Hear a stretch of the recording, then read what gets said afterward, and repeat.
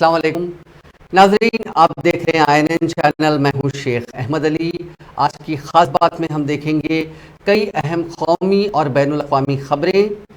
इस साल केरल में मानसून 4 दिन देरी से पहुंचने का अंदाज़ा है। इंडियन मेट्रोलॉजिकल डिपार्टमेंट यानी IMD के मुताबिक मानसून 5 जून तक जनूबी हिंद में पहुंच सकता है। यह आमतौर पर 1 जून को केरल में दस्तक देता है। इसके साथ ही मुल्क में मानसून यानी बारिश के मौसम की शुरुआत हो जाती है। पिछले साल यानी 2022 में मानसून 29 मई को केरल पहुंचा था, वहीं 2021 में ये 1 जून को पहुंचा था। इस साल मानसून के नॉर्मल होने का अंदाज़ा लगाया गया है। महकमे मौसमियात ने बीते महीने ये जानकारी दी थी। अगर बारिश नॉर्मल रहती है तो मुल्क में फूड ग्रेन प्रोडक्शन भी नॉर्मल रहेगा, यानी इससे महंगाई से राहत मिल सकती है। मुल्क में किसान आमतौर पर 1 जून से गर्मियों की फसलों की बुआई शुरू करते हैं। ये वो वक्त होता है जब मानसून की बारिश हिंदुस्तान पहुंचती है। फसल की बुआई अगस्त की शुरुआत तक जारी रहती है।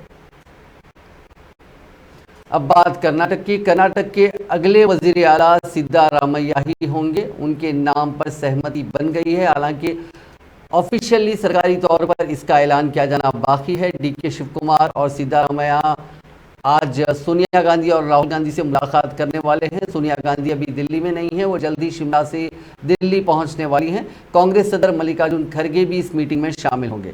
वहीं हुकूमत बनाने का फॉर्मूला भी तय हो गया है, सिर्फ फॉर्मल अनाउंसमेंट होना बाकी है।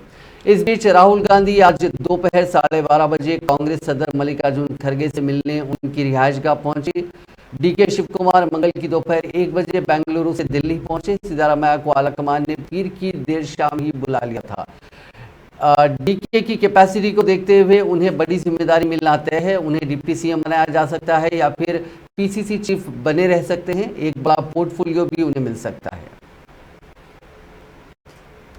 कांग्रेस का DK शिव कुमार ने मंगल की सुबह बेंगलुरु में कहा कि हम सब एक हैं, हम 135 हैं। मैं किसी को डिवाइड नहीं करना चाहता, वो भले ही मुझे पसंद करे या ना करे। मैं एक जिम्मेदार शख्स हूं, मैं धोखा नहीं दूंगा और ना ही ब्लैकमेल करूंगा।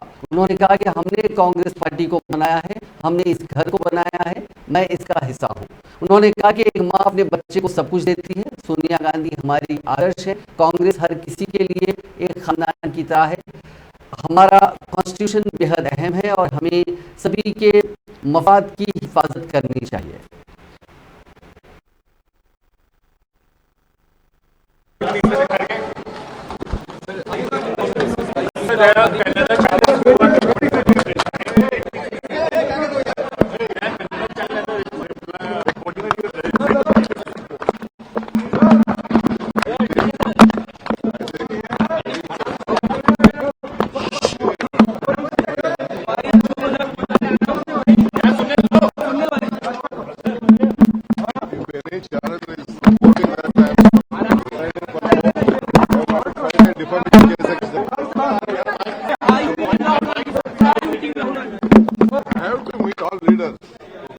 First, I have to meet my Congress president.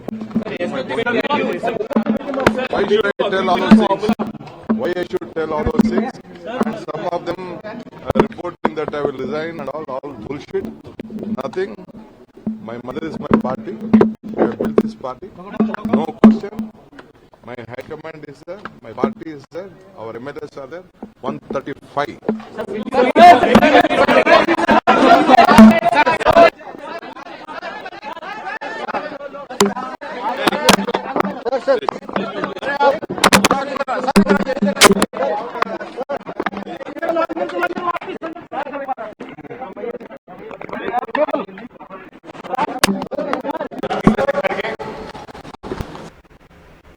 नौजवानों के लिए रोजगार के मौके पैदा करने को अपनी हुकूमत की तरजीह करार देते हुए वज़ीर आज़म नरेंद्र मोदी ने कहा कि गुज़िश्ता 9 सालों के दौरान हुकूमत हिंद रोजगार के इम्कानात को मरकज़ में रखते हुए काम कर रही है। वज़ीर आज़म नरेंद्र मोदी ने मंगल को वीडियो कॉन्फ्रेंसिंग के जरिए मुल्क भर के 45 मराकज़ पर सरकारी महकमों में 70,000 से ज़्यादा नए तैनात नौजवानों को तकर्रुरी के खतूत यानी अपॉइंटमेंट लेटर फराहम किए। इस मौके पर वज़ीर आज़म मोदी ने कहा कि रोजगार मेला नौजवानों को बाइख्तियार बनाने और कौमी तरक्की में उनके ताउन में हिस्सा डालने का एक मौका है। हमारी कोशिश है कि शराकतदारी को मजबूत किया जाए। गुज़िश्ता 9 सालों के दौरान हुकूमत हिंद की हर स्कीम, हर पॉलिसी नौजवानों के लिए रोजगार के नए मौके पैदा कर रही है। साथियों, बीते 9 वर्षों में नेचर ऑफ जॉब में भी बहुत तेजी से बदलाव आया है। बदलती हुई इन परिस्थितियों में युवाओं के लिए नए सेक्टर्स उभर कर आए हैं। केंद्र सरकार इन नए सेक्टर्स को भी निरंतर सपोर्ट कर रही है। इन 9 वर्षों में देश ने स्टार्टअप कल्चर की नई क्रांति देखी है। 2014 में देश में जहां कुछ 100 स्टार्टअप थे, वहीं इनकी संख्या आज 1 लाख स्टार्टअप तक पहुंच रही है। और अनुमान ये है कि इन स्टार्टअप्स ने कम से कम 10 लाख युवाओं को रोजगार दिया है। साथियों, इन 9 वर्षों में देश ने कैब एग्रीगेटर्स यानी ऐप के जरिए टैक्सी को भारतीय शहरों की नई लाइफलाइन बनते देखा है। इन 9 वर्षों में ऑनलाइन डिलीवरी का एक ऐसा नया सिस्टम तैयार हुआ है जिसने लाखों युवाओं को रोजगार दिए हैं। इन 9 वर्षों में ड्रोन सेक्टर में नया उछाल आया है। फर्टिलाइजर के छिड़काव से लेकर दवाइयों की सप्लाई तक में ड्रोन का इस्तेमाल बढ़ रहा है। इन 9 वर्षों में सिटी गैस डिस्ट्रीब्यूशन सिस्टम 60 शहरों से आगे बढ़कर 600 से भी ज्यादा शहरों में पहुंच गया है। साथियों, बीते 9 वर्षों में भारत सरकार ने मुद्रा योजना के तहत 23 लाख करोड़ रुपए देश के युवाओं को दिए हैं।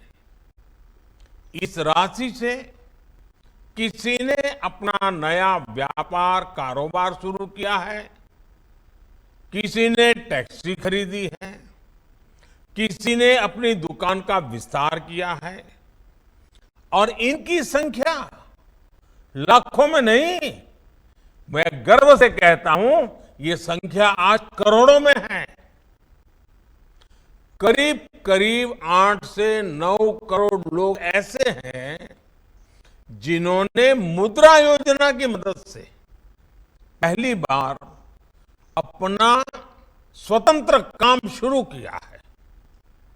आज जो आत्मनिर्भर भारत अभियान चल रहा है, उसका भी आधार देश में मैन्युफैक्चरिंग के माध्यम से रोजगार का निर्माण करना है। पीएलआई स्कीम के तहत केंद्र सरकार मैन्युफैक्चरिंग के लिए करीब 2 लाख करोड़ रुपए की मदद दे रही है।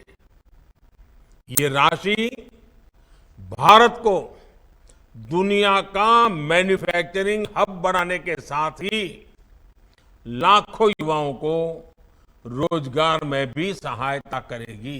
साथियों, कांग्रेस के सदर मल्लिकार्जुन खड़गे ने वजीर आजम नरेंद्र मोदी के जॉब फेयर को धोखा करार देते हुए कहा कि हर साल 2 करोड़ नौकरियां देने का वादा करने वाले मोदी ने करोड़ों नौजवानों के ख्वाब चुकनाचूर कर दिए। मल्लिकार्जुन खड़गे ने कहा कि सालाना 2 करोड़ नौकरियां देने का वादा करने वाले मोदी जी ने 9 सालों में अब तक 18 करोड़ नौजवानों के ख्वाब चुकनाचूर कर दिए हैं। उन्होंने कहा कि सरकारी महकमों में 30 लाख ओहदे खाली हैं, लेकिन आज सिर्फ 71,000 अपॉइंटमेंट लेटर तकसीम करने का इवेंट किया गया। कांग्रेस कायद राहुल गांधी के खिलाफ डिफेमेशन के मामले में झारखंड हाईकोर्ट ने फैसला महफूज कर लिया है। मंगल के रोज जस्टिस अंबुजनाथ की कोर्ट में बहस पूरी हुई है। अदालत ने दोनों पार्टीज को कल तक दलीलों का दलीलों की समरी दाखिल करने का भी हुक्म दिया है। राहुल गांधी पर यह मामला 2018 में दर्ज किया गया था, जब चाईबासा में कांग्रेस पार्टी की एक मीटिंग में राहुल गांधी ने अमित शाह के खिलाफ मुबैना तौर से काबिल एतराज रिमार्क किया था, जिसके बाद एक मकामी बीजेपी कायद की जानिब से डिफेमेशन का केस दायर किया गया था। एनसीपी कायद और महाराष्ट्र में अपोजिशन के लीडर अजीत पवार ने दावा किया है कि अगर शिवसेना ग्रुप के 16 एमएलए नाअहल करार दिए जाते हैं तो भी रियासती हुकूमत पर कोई असर नहीं पड़ेगा। शिंदे और फडणवीस की हुकूमत नहीं गिरेगी, सरकार को कोई खतरा नहीं है। दरअसल 11 मई को सुप्रीम कोर्ट ने शिंदे हुकूमत को राहत देते हुए उद्धव सरकार का इस्तीफा रद्द करने से इनकार कर दिया था। कोर्ट ने शिवसेना के 16 बागी एमएलए की रुकनीत पर फैसला स्पीकर पर छोड़ दिया था। कोर्ट ने इस हुक्म के बाद शिवसेना ग्रुप ने शिंदे कैंप के 16 एमएलए को नाअहल करार दिए जाने की मांग को लेकर महाराष्ट्र के डिप्टी स्पीकर नरहरी झिरवाल और असेंबली के सेक्रेटरी सचिव जितेंद्र भुले को 79 पेजेस का एक लेटर दिया था। उद्धव ग्रुप ने इन एमएलए पर जल्द कार्रवाई की मांग की। आम आदमी पार्टी ने इल्जाम लगाया है कि वज़ीर-ए-आज़म नरेंद्र मोदी के कहने पर एनफोर्समेंट डायरेक्टरेट और सीबीआई दिल्ली के वज़ीर आला अरविंद केजरीवाल और उनकी पार्टी के कायदीन को बदनाम करने की साजिश कर रही है। आम आदमी पार्टी के सीनियर लीडर और राज्यसभा एमपी संजय सिंह ने मंगल को एक प्रेस कॉन्फ्रेंस में कहा कि ईडी और सीबीआई का मकसद अब कोई तहकीकात करना नहीं रहेगा, बल्कि मुल्क के सबसे मकबूल लीडर अरविंद केजरीवाल और दीगर आम आदमी पार्टी लीडरों को फंसाना है। उनके पास पार्टी से वाबस्ता लोगों को तशद्दुद का निशाना बनाने, जेलों में डालने और बंदूक की नोक पर बयानात देने का काम रह गया है।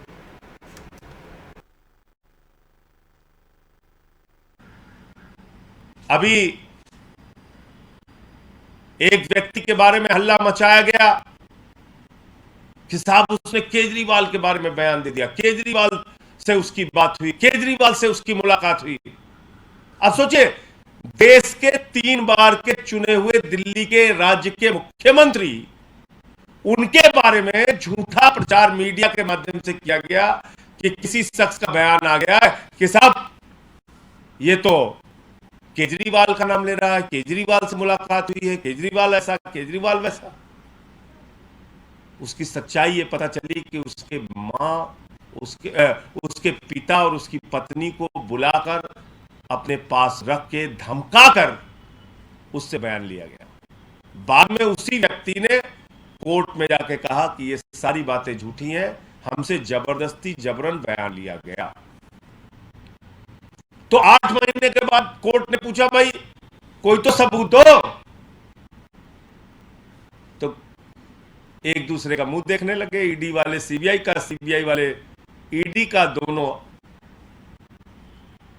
अपने आका मोदी को याद करने लगे और कहा साहब कोई सबूत नहीं है। तो राजेश जोशी को और गौतम मल्होत्रा को जमानत मिल जाती है।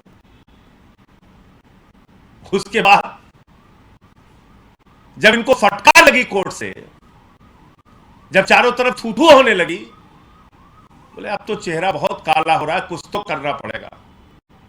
परसों से 17 करोड़ की स्टोरी शुरू है। अब ये मनोहर कहानी 1 साल तक छपेगी। बंद करो ये सब जांच, बंद करो ये सब ड्रामे। और ईडी और सीबीआई के अधिकारियों से कहना चाहता हूं, भानुप्रिया जी, अनमोल सचान जी, संजय मिश्रा जी, आप एक बड़ी नौकरी कर रहे हैं, आईआरएस की नौकरी कर रहे हैं। आईएएस, आईआरएस, आईपीएस, ये देश की सबसे बड़ी नौकरी होती है। गर्व करते हैं आपके बच्चे, आपके ऊपर, आपका परिवार, आपका समाज, कि कितनी बड़ी नौकरी हमारा बेटा या हमारी बेटी कर रहे हैं। और आप लोग ये काम कर रहे हैं, ये घिनौने कृत्य। एक अरविंद केजरीवाल और आम आदमी पार्टी को बदनाम करने के लिए ये सारी साजिशें, ये सारी चालें। अभी एक व्यक्ति के बारे में हल्ला मचाया गया। लैंड फॉर जॉब केस में मुल्क भर में 9 ठिकानों पर सीबीआई ने रेड मारी है। बिहार के साबिक वज़ीर आला लालू प्रसाद यादव के करीबी आरजेडी एमएलए किरण देवी के ठिकानों पर मंगल को छापेमारी की गई। उनके आरा और पटना में एक साथ टीम ने कार्रवाई की है। अय्याव में वाक़ उनकी रिहाइशगाह पर करीब 6 बजे सीबीआई की 8 रुकनी टीम पहुंची। टीम की सिक्योरिटी के लिए एक बस भर के सीआरपीएफ जवान पहुंचे। किरण देवी बड़े बालू कारोबारी अरुण यादव की बीवी हैं। छापे के दौरान दोनों मियां बीवी घर में मौजूद थे। किरण देवी आरा के संदेश से एमएलए हैं। इसके साथ ही नोएडा, दिल्ली और गुरुग्राम में आरजेडी से राज्यसभा एमपी प्रेमचंद गुप्ता से जुड़े ठिकानों पर भी छापेमारी की गई। मध्य प्रदेश के वज़ीर दाखिला डॉक्टर निरोत्तम मिश्रा ने आज कहा कि दहशतगर्द तंजीम हिजबुत तहरीर के दहशतगर्द और उनके खानदान के लोग क्या कह रहे हैं, ये जाकिर नायक को अमन का सफीर बताने वाले कांग्रेस के सीनियर लीडर दिग्विजय सिंह को सुनना चाहिए। डॉक्टर मिश्रा ने सहाफियों से बातचीत के दौरान किसी का नाम लिए बगैर कहा कि समाज को तोड़ने की बीमार कोशिश है, इसीलिए तो जेएमबी और एचयूटी जैसे दहशतगर्द तंजीमों पर कोई सवाल नहीं उठाते, जबकि भगवा को दहशतगर्दी और जाकिर नायक को अमन का सफीर बताते हैं। प्रदेश के रासायनिक उर्वरकों के लिए आज तय किया गया है कि एडवांस खाद खरीद करके सरकार रखेगी और 254 सेंटर बनाकर पूरे प्रदेश में एडवांस में ही रख दिए जाएंगे, जिससे किसान को 15-20 किलोमीटर से दूर कहीं जाना ही नहीं पड़े और उसको वहीं मिल जाए, जिसका अग्रिम भंडारण 1 फरवरी से 31 मई की अवधि में 10.80 लाख टन मात्रा किए जाने का निर्णय आज कैबिनेट के द्वारा 23-24 के लिए किया गया है।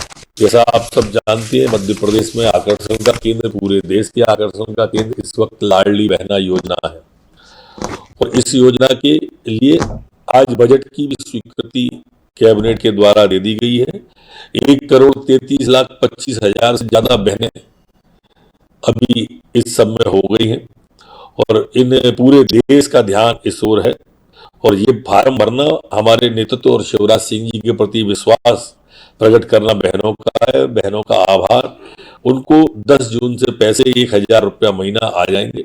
लगभग एक महीने में 1,250 करोड़ रुपया बहनों के खाते में जाएगा। अगर हम इसको साल भर में बांटेंगे तो लगभग 15,000 करोड़ रुपया साल का खर्चा बहनों के खातों में ये रुपया जाएगा। आज कैबिनेट के द्वारा जो हमारे मंदिरों में, शासन संधारित मंदिरों में कृषि भूमियों के प्रबंधन के बारे में भी आज तय किया गया है कि 10 एकड़ तक की कृषि भूमि संलग्न होने पर उससे होने वाली आय का उपयोग पुजारी स्वयं के लिए कर सकेंगे।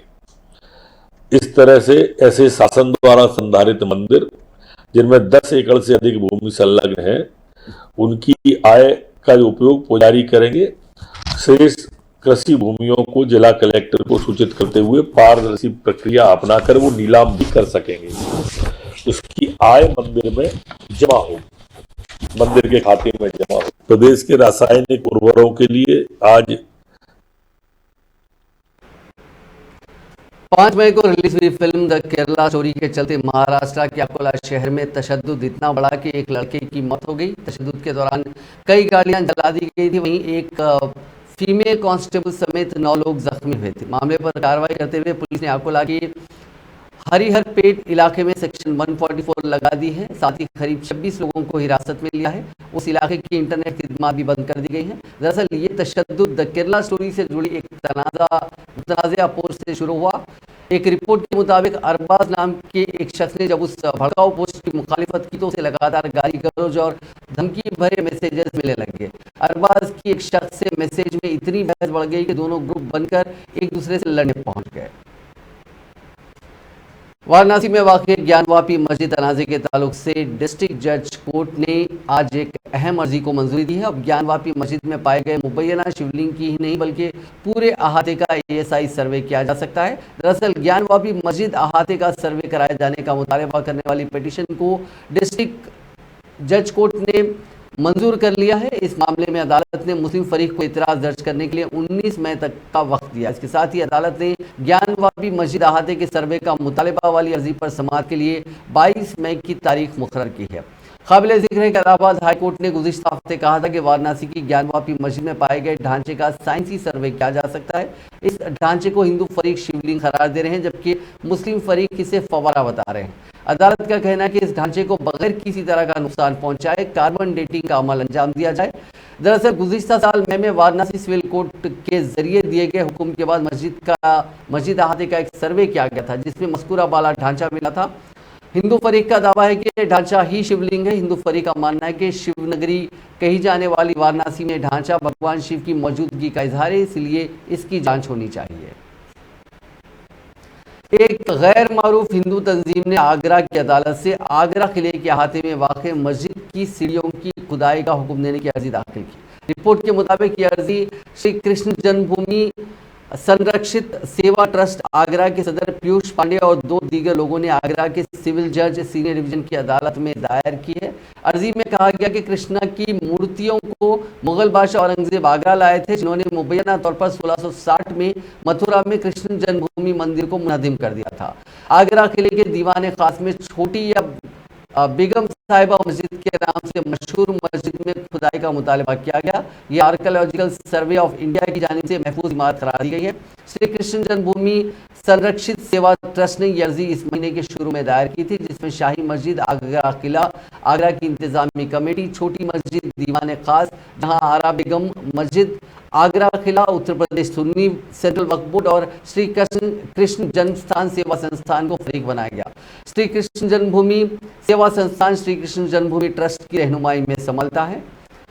एक हिंदू मजहबी मुबल्लिग देवकी नंदन ठाकुर ने कहा कि हमने अदालत से इन मूर्तियों को सीढ़ियों से हटाने और मथुरा में श्री कृष्ण जन्मभूमि वापस लाने का मुतालबा किया। अर्जी गुजार ने छोटी मस्जिद की सीढ़ियों पर नकलो हरकत पर पाबंदी की भी दरखास्त की, ताहम अदालत ने हुक्म इम्तनाई देने से इनकार करते हुए समाअत की अगली तारीख 31 मई मुकर्रर की है। दिल्ली मेट्रो के कोचों में अब पुलिस और डीएमआरसी के वर्दी वाले पुलिस एहलकार गश्त करेंगे। मेट्रो में सवारियों के वीडियो वायरल होने के बाद दिल्ली मेट्रो रेल कॉरपोरेशन ने यह फैसला किया। सोशल मीडिया पर सामने आए वीडियोस में मेट्रो कोच के फर्श पर बैठे एक जोड़े को मुबैना तौर पर किस करते हुए देखा गया था। डीएमआरसी ने मुसाफिरीन से अपील की है कि ऐसी गंदी सरगर्मियां ना होने दें, इन ऐसी हरकतों से बचें। जराये ने कहा कि डीएमआरसी ने हाल ही में दिल्ली पुलिस को लिखा था कि इस तरह के वाक़यात पर पाबंदी लगाने की ज़रूरत है। स्टेशन और मेट्रो कोचों के अंदर पुलिस की गश्त बढ़ाने की ज़रूरत है। साउथ दिल्ली के पुष्प विहार के अमृता पब्लिक स्कूल में मंगल की सुबह ईमेल के जरिए बम की धमकी दी गई। बम डिस्पोजल स्क्वाड स्कूल पहुंचा और सभी बच्चों को स्कूल से बाहर निकालकर बम की तलाशी ली गई। हालांकि बम स्क्वाड की तलाशी में बम या किसी और तरह की मुश्तबा चीज़ नहीं मिली। इस दौरान बच्चों के माँ बाप भी उन्हें लेने स्कूल पहुंच गए। 30 दिनों के अंदर दिल्ली के स्कूलों में बम रखने की धमकी का ये तीसरा मामला है। इससे पहले 25 अप्रैल को दिल्ली मथुरा रोड पर वाक़ डीपीएस स्कूल में ईमेल के जरिए बम रखने की धमकी मिली थी। इसके बाद 12 मई को दिल्ली के सादिक नगर के इंडियन पब्लिक स्कूल को बम से उड़ाने की धमकी मिली थी। ये भी स्कूल के ईमेल पर आई थी। दोनों मामलों में जांच में बम नहीं मिला था। वेस्ट बंगाल के नॉर्थ मोदीनापुर में पटाखा बनाने की फैक्ट्री में धमाके में 3 लोगों की मौत हो गई और 4 दीगर जख्मी हो गए। एगरा के ब्लॉक नंबर 1 के सहारा ग्राम पंचायत इलाके के खादीकोल गांव में बम की फैक्ट्री में धमाका हुआ। जख्मियों को मकामी अस्पताल में भर्ती कराया गया।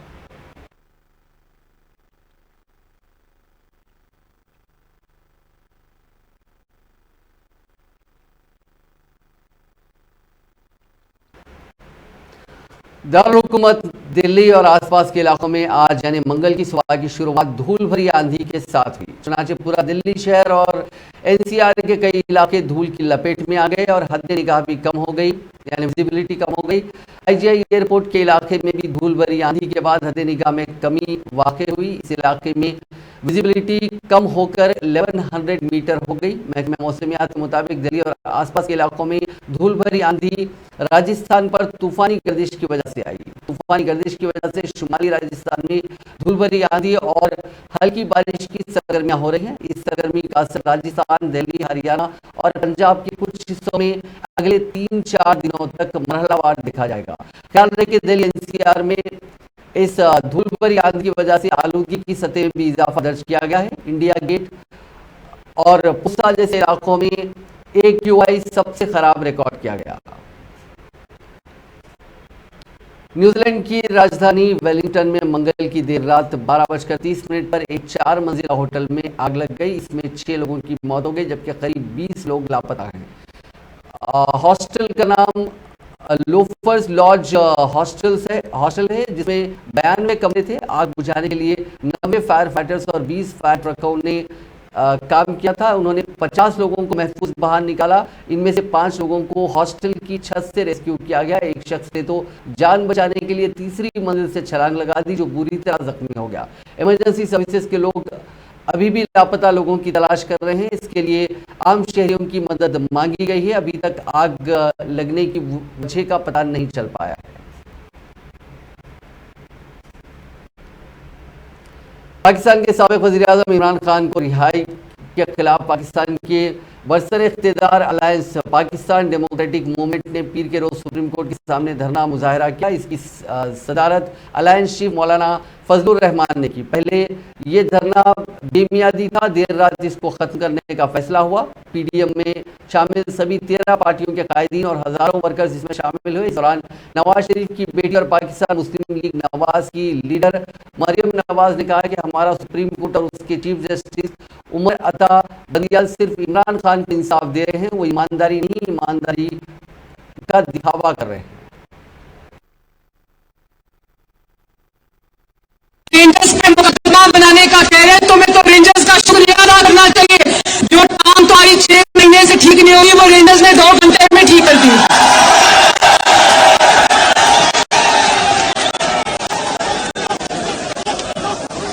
और फिर देखो किसी ने पूरे पाकिस्तान से बाहर कभी किसी ने इतनी तौहीन अदालत नहीं की होगी जितनी बड़ी तौहीन अदालत इस अदालत के अंदर से उमर अता बंदियाल साहब ने की।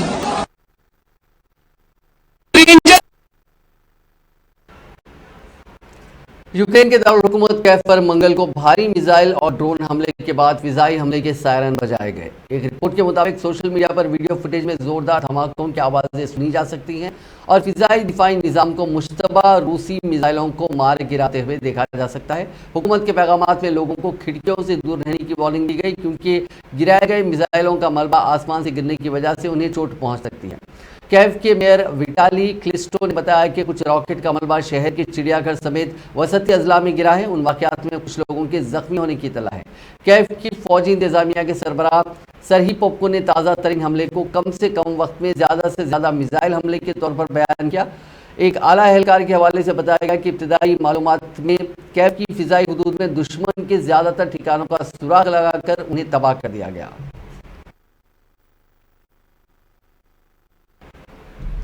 युगांडा की दारुल हुकूमत कंपाला में 39 साल के हिंदुस्तानी बैंकर की एक ऑफ ड्यूटी पुलिस वाले ने गोली मारकर कत्ल कर दिया। ये वाकया 12 मई का बताया जा रहा है। रिपोर्ट्स के मुताबिक दोनों के बीच 46,000 रुपए के खर्च को लेकर तनाज़ा चल रहा था। मरने वाले का नाम उत्तम भंडारी बताया गया। वहीं हमलावर ने कत्ल के लिए चोरी की AK-47 असॉल्ट राइफल का इस्तेमाल किया।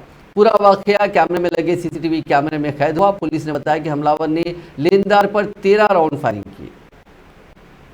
अमेरिकी रियासत न्यू मैक्सिको के फॉर्मिंगटन में पीर के रोज हुई फायरिंग से कम 3 अफराद हलाक और मुतअद्दिद जख्मी हो गए। ये मालूमात एक फेसबुक पोस्ट के जरिए शेयर करते हुए फॉर्मिंगटन पुलिस ने कहा कि कम से कम 3 अमवात समेत मुतअद्दिद शहरी जख्मी हुए। गोली लगने और अस्पताल में दाखिल होने वालों में सिटी पुलिस का एक रुकन और न्यू मैक्सिको स्टेट पुलिस का एक रुकन समेत 2 पुलिस अफसरान शामिल है। पुलिस ने बताया कि दोनों की हालत मुस्तहकम है। एक मुश्तबा शख्स का मुकाबला किया गया और जाए वकूफ पर ही उसे मारा गया। आखिर में हम बात करते हैं व्हाट्सएप की। व्हाट्सएप हर रोज नए नए फीचर्स ऐड कर रहा है। मैसेजिंग ऐप व्हाट्सएप ने चैट लॉकर फीचर लॉन्च किया है। इसके जरिए यूजर्स किसी ग्रुप या इंडिविजुअल चैट को लॉक कर सकते हैं। इस फीचर के बाद आपकी चैट्स को सिर्फ आप एक्सेस कर पाएंगे। इसके लिए आपको डिवाइस पिन या फिर बायोमेट्रिक्स लॉक का इस्तेमाल करना होगा। मेटा के CEO मार्क जुकरबर्ग ने फेसबुक पोस्ट के जरिए इस फीचर के बारे में जानकारी दी। उन्होंने बताया कि व्हाट्सएप में नया लॉक फीचर आपकी चैट को ज्यादा सिक्योर बनाएगा। नाज़रीन, आज की खास बात में बस इतना ही। आपसे कल मुलाकात होगी नई खबरों के साथ। आप देखते रहिए INN चैनल।